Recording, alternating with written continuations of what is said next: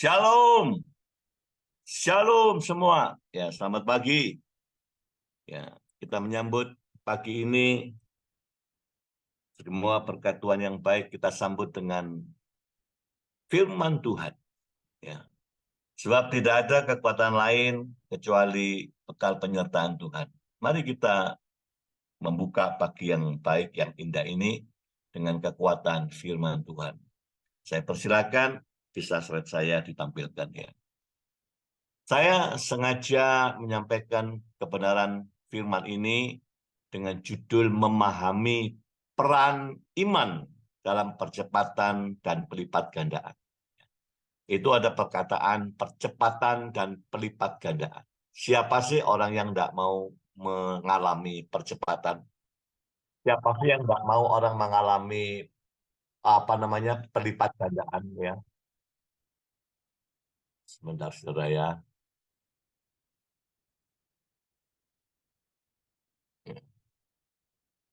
Ya, siapa yang nggak mau mengalami proses percepatan dan pelipat gandaan? Ya. Dan ini semua hal yang baik, yang penting, tapi menurut pengalaman saya di beberapa bulan ke belakang ini, kita ini sempat mengadakan live streaming ya. Nah, di dalam live streaming itu, ternyata memang banyak mereka yang mengajukan hal-hal yang menjadi persoalan bagian mereka rindu itu didoakan ya. Maka ya kita melakukan sambutan doa untuk mereka. Dan rata-rata setelah berlewat dari minggu ke minggu, ternyata mereka itu seringkali juga overlapping. Dan dalam pengertian percepatan dan pelipat gandaan ini mereka juga kabur ya, tidak ngerti saudara ya. Nah, memang saya sengaja di sini keterlibatan iman orang percaya di dalam kondisi percepatan dan pelipat gandaan. Ada orang-orang yang sakit, ingin percepatan kesembuhan, itu normal saja ya. Tapi ada orang-orang yang dia ini membangun usahanya, baru bangun usahanya, dia ingin percepatan, ingin segera Tuhan kirim pembeli-pembeli, ingin segera Tuhan kirim orang-orang yang datang ke restorannya. Nah, padahal memang ini mereka lagi bangun bisnis.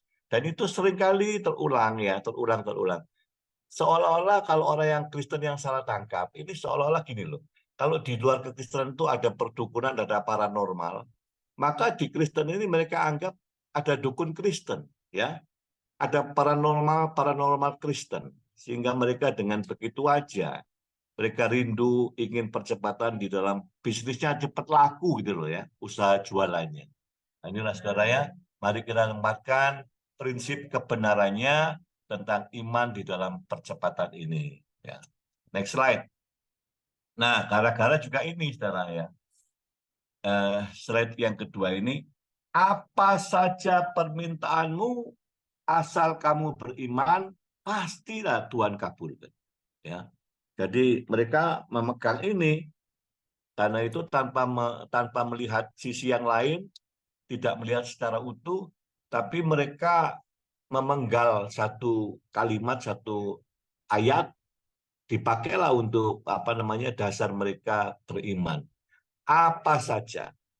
Jadi mereka setelah kita coba cari tahu ya, kita dialog diskusi, memang mereka berpikir. Lupa kan ayat mengatakan apa saja. Ya. Apa saja yang aku minta, pasti akan terjadi, akan Tuhan kabulkan. Ya. Nah, ini kan menyedihkan, saudara. Kalau nggak dikabulkan, nanti merasa Tuhannya tidak merespon, ya. Kalau tidak dikabulkan, nanti yang doakan tidak manjur, gitu. Ini salah kaprah, ya. Matius 21 ayat 22. Apa saja yang kamu minta dalam doa dengan penuh kepercayaan akan menerimanya. Mereka menyatakan, aku berdoa dengan penuh kepercayaan. Aku sungguh-sungguh ini imanku gitu ya. Markus 11:24, karena itu aku berkata kepadamu, apa saja yang kamu minta dan doakan, percayalah bahwa kamu telah menerimanya, maka hal itu akan diberikan kepadamu. Saudara, genap ya dengan dua ayat ini. Dua ayat ini, genaplah apa yang mereka imani, bahwa mereka memaksakan ya harus terjadi. apapun yang diinginkan. Next slide. Mereka lupa kalau ada ayat yang melengkapinya. Ayat inilah yang membuat kita memiliki pemikiran yang lebih sehat, ya, iman yang lebih sehat. Saya sengaja tulis di situ bersyarat, ya. Yohanes 15 ayat 7. Jikalau kamu tinggal di dalam aku dan firman-Ku tinggal di dalam kamu, minta apa saja yang kamu kehendaki, kamu akan menerimanya. Saudaraku, marilah kita memiliki iman yang sehat, ya, dengan dasar kebenaran firman Tuhan yang kita perlu memahaminya. Jadi memang kita perlu itu melihat gambaran itu utuh, ya. Banyak orang Kristen itu tidak melihatnya, tidak punya big picture, gambaran utuhnya, ya. Tapi mereka seringkali memegang penggalanya, ya. Apa yang melengkapi itu mereka lupakan. Sehingga ya iman mereka akhirnya seperti itu, saudara. Ya, sayang kan, mereka ngotot-ngotot terus, minta doa terus. Sehingga ya saya mau nggak mau juga harus memberi pengertian. Bu, mesti melihatnya, Pak, mesti melihatnya gambaran utuh, ya.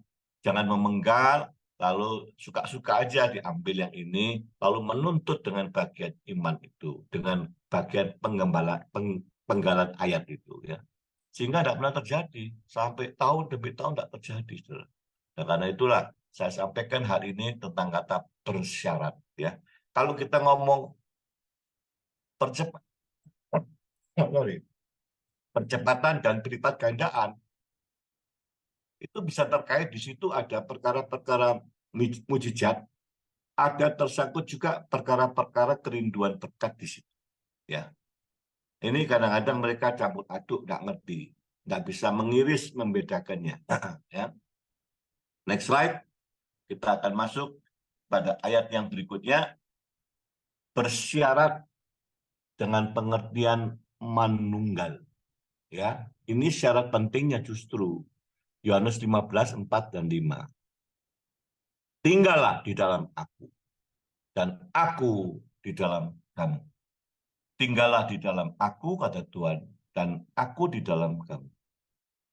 Ini kan menyatu, manunggal. Sama seperti ranting nggak dapat berbuah dari dirinya sendiri. Nggak bisa, ranting itu harus nempel. Kalau ia tidak tinggal pada pokok anggur, demikian juga kamu tidak berbuah jikalau kamu tidak tinggal dalam aku. Akulah pokok anggur dan kamulah ranting-rantingnya. Barang siapa tinggal dalam aku dan aku di dalam dia, ia berbuah banyak. Sebab di luar aku, kamu tak dapat berbuat apa-apa. Ranting tidak nempel, dia nggak bisa berbuat apa-apa. Ya. Nggak nyambung, saudara. Ya. Mau berbuat apa kalau nggak nyambung? Nah, next slide. Diteguhkan lagi oleh bagian ini. 1 Yohanes 5 ayat 14-15. Keberanian percaya kita kepadanya yaitu bahwa ia mengabulkan doa kita jikalau kita meminta sesuatu kepadanya menurut kehendaknya. Udahlah, selesailah sampai di sini, ya. Kalau saudara berdoa, walaupun menyatakan dengan iman, imanku yang sungguh-sungguh, wah, imanku, aku menganggap imanku besar, ya. Tapi ternyata setelah dilihat apa yang kau kehendaki, itu tidak sesuai, tidak seturut dengan kehendak Tuhan. Loh, ini sama, saudara. Ini berkait dengan yang saya sebut manunggal. Kalau manunggal, apa yang dikehendaki Tuhan itu juga dikehendaki kamu, sama. Wong menyatu. Apa yang kau kehendaki, yang kau rindukan, kau inginkan, itu sama dengan apa yang ada di benak pikirannya Tuhan. Makanya ayat itu hanya berlaku untuk siapa? Untuk orang-orang yang hidupnya manunggal dengan firman. Kalau enggak, sampai saya katakan gini, betapa enaknya kalau kamu memakai asal imanmu, kau minta apa saja pasti dikabulkan. Oh tidak, ya. tetap itu ada kaitannya bersyarat. Iman harus, ya. Sebab orang Kristen nggak mungkin hidup tanpa iman. Ya, harus ada iman. Nggak ada iman nggak bisa. Ya, percaya kepada Kristus itu harus terus. Tapi kalau itu tidak ditopang oleh bagian kebenaran firman yang melengkapi saudara, saudara akan kecewa dengan iman saudara. Saya ingat dulu ya, anak saya pada waktu SMP, dia ngomong sama saya, "Pak, beliin aku motor." Lalu yang ditunjuk sama dia adalah motor yang besar, yang cc-nya besar, yang kemampuannya juga tinggi. Nah, ini karena anak laki ya. Lalu dia ngomong, seperti motornya temanku Pak, si A, si B, si C. Nah, saat itu bapaknya bukan tidak bisa membelikan, sangat bisa membelikan. Tetapi bapaknya ini ngukur, anak saya yang di umur sekian, yang masih SMP, layak enggak, sehat enggak, kalau bapaknya mengabulkan keinginannya. Nah, di sini pun sudah mulai muncul apa yang dirindukan bapaknya sama di pikiran anak saya nggak sama, ya. Nah, dia agak ngotot-ngotot-ngotot, kami pun tetap ngomong tidak. Ya, saya suami istri ya sepakat. Jangan, anak-anak segini ini nggak mikir kadang-kadang, ya. Apalagi kalau udah gerombolan sama teman-temannya. Apalagi kalau laki-laki itu nanti saling coba ngetes motor. Waduh, ya. Saya langsung ngeri. Makanya saya kasih ngerti, jangan, kamu masih SMP kok, ya. Nanti kebut-kebutan papamu nggak tahu. Kalau ada apa-apa, papamu yang susah. Ya. Jadi nggak usah. Ya. Nah, saya terus kasih pengertian gitu lah, sampai dia tidak nuntut lagi. Saudara. Tapi betul, setelah SMA, saya ajak untuk cari motor. Saya menganggap, bapaknya ini menganggap, kalau udah SMA dan melihat pergaulan dia, saya amati, oh anakku bukan tipe ugal-ugalan. Jadi saya ajak ke tempat penjualan motor, saya bilang, coba milih wis yang mana. Lalu dia milih motor, dibawa pulang, dia suka ya. Memang akhirnya dia pakai motor itu dengan baik, tidak ugal-ugalan. Tapi saya ngukur usianya waktu itu. Nah, saya lihat anak-anak SMP itu nakal-nakal banget ya. Makanya saya berhati-hati. Nah, saudara, mari masuk slide itu ya, slide berikutnya. Percepatan dan multiplikasi. Semua ingin cepat. Ya. Kalau minta Tuhan entah itu berkat, entah bunjijat, pokoknya ingin cepat semuanya. Ya.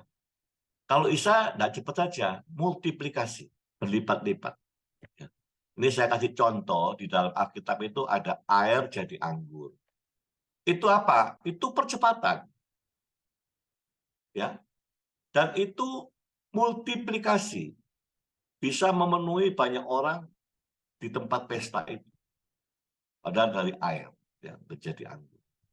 2 ikan, 5 roti. Bisa ngasih 5.000 orang. Barangnya sedikit, bahannya. Tapi terjadi percepatan. Ya. Dan multiplikasi. Bisa ngasih makan 5.000 orang. Janda dengan buli-buli minyak. Nah, dia orang miskin. Tapi coba, minyak dibuli-buli tidak pernah habis. Terus ada, terus ada. Nah, ini miracle. Ya berkat, ya miracle. Ya. Tapi kondisi janda ini kan nyata ya. Inilah percepatan dan pelipat gandaan. Dia miskin. Nah, semua ini memang merupakan yang disebut inilah percepatan dan pelipat gandaan. Ya. Nah, saudara, next slide. Mari kita perhatikan seluruh peristiwa itu. Itu kan peristiwa nyata di dalam Alkitab. Ya. Lihat, semua kisah tersebut terjadi pada kondisi apa? Satu, biasanya muncul hal-hal yang karena situasi mendesak atau urgent. Ya. Sangat penting. Mendesak, urgent, sangat penting. Ketiga, biasanya itu Tuhan kabulkan terjadi pada saat situasi darurat, situasi genting, situasi terpepet, terpojok, bahkan deadlock, jalan buntu. Disitulah Tuhan berkarya memberi berkat sekaligus proses miracle. Ya. Tetapi saudara lihat di dalam praktek yang kami buka pada waktu itu untuk live streaming, mereka menyampaikan baru buka usaha. Ya. Tapi ingin diberkati cepat, kirimkan pembeli-pembeli. Kirimkan supaya target saya tercapai. Tuhan berkati semua target ini tercapai semua. Ya. Nah ini kan kalau tidak didasari pengertian yang benar kan menyedihkan. Ya.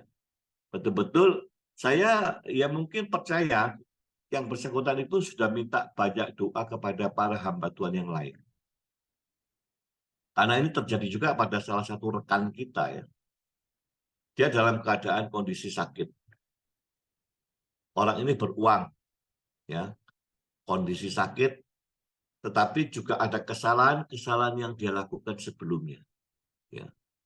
Jadi kenakalan-kenakalan yang dia sebelumnya lakukan dan itu masih berlangsung dalam hidupnya karena dia mengandalkan duitnya nggak pernah habis. Terus ya. Nah akhirnya apa? Dia minta setiap ada pembicara tamu, terutama dia pilih ya, terutama pendeta-pendeta yang terkenal. Kalau tidak dia datang, dia ngundang supaya datang, supaya tetap menyelesaikan masalah dia. Supaya apa yang dia rindukan, Tuhan percepat, Tuhan kabulkan, selesai semuanya. Tapi faktanya 1, 2, 3, 4 tahun ini tidak selesai. Tapi tambah parah. Nah bukti saya nyatakan ini bukan menghakimi seseorang. Bukan. Kami juga membaca situasi.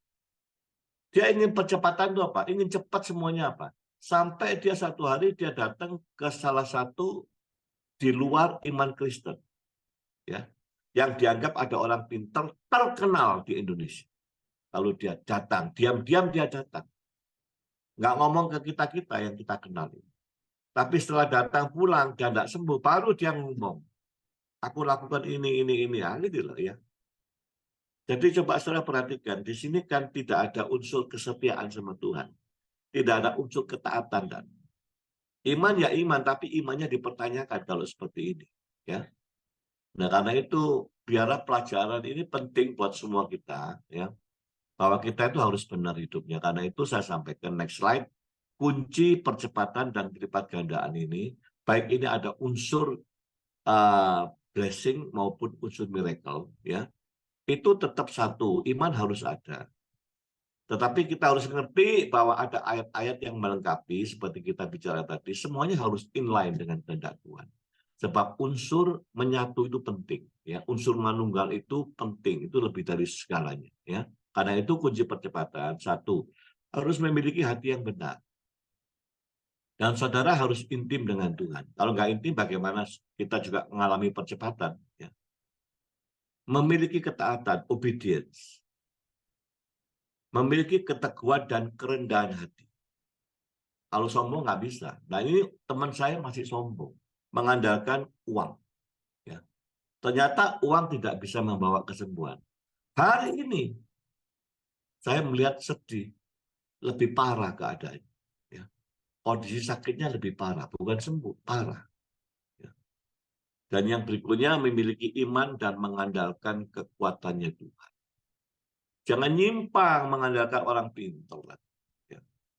Satu sisi ngundang, saya sampai tanya, berapa pendeta yang sudah kau undang? Saya tanya keluarganya. Kira-kira 10. Ya, makanya saya bilang kesembuhanmu itu bukan di tangan pendeta itu. Kesembuhan kamu, persoalan kamu akan selesai dari diri kamu. Ya. Tidak semua apa yang kau imani harus terjadi, tergantung ya. Makanya imannya harus sehat, saya bilang. Ya. Iman sehat itu adalah iman yang diletakkan atas dasar kebenaran firman Tuhan, bukan yang lain-lain. Begitu, saudara. Dan biarlah pelajaran pagi hari ini merupakan pelajaran penting bagi semua orang Kristen. Ya. Kalau bicara iman, ya tempatkanlah iman yang sehat, iman dengan landasan firman Tuhan yang seutuhnya. Amin, saudaraku. Biarlah iman yang salah ini tidak ada di antara saudara-saudaraku yang ada di Amerika. Ya, Anda akan hidup hari ke hari menjelang menerima hari yang baik dari Tuhan dengan iman yang sehat, iman yang benar. Amin, kita berdoa. Terima kasih Tuhan Yesus, Engkau sudah memberi kepada kami waktu yang baik hari ini. Tuhan juga masih beri kesempatan kepada kami supaya kami berbenah diri, menempatkan diri sebagai orang dengan iman Kristus, iman yang benar. Kalau kami memegang kebenaran ayat firman Tuhan, bukan penggalan ayat firman Tuhan yang kami manfaatkan, kami pakai untuk kepentingan kami saja. Tapi biarlah kami belajar melihat secara utuh. Ada gambaran besar tentang kebenaran firman Tuhan. Terima kasih Tuhan Yesus. Engkau sudah memberkati kami semua. Haleluya. Amin.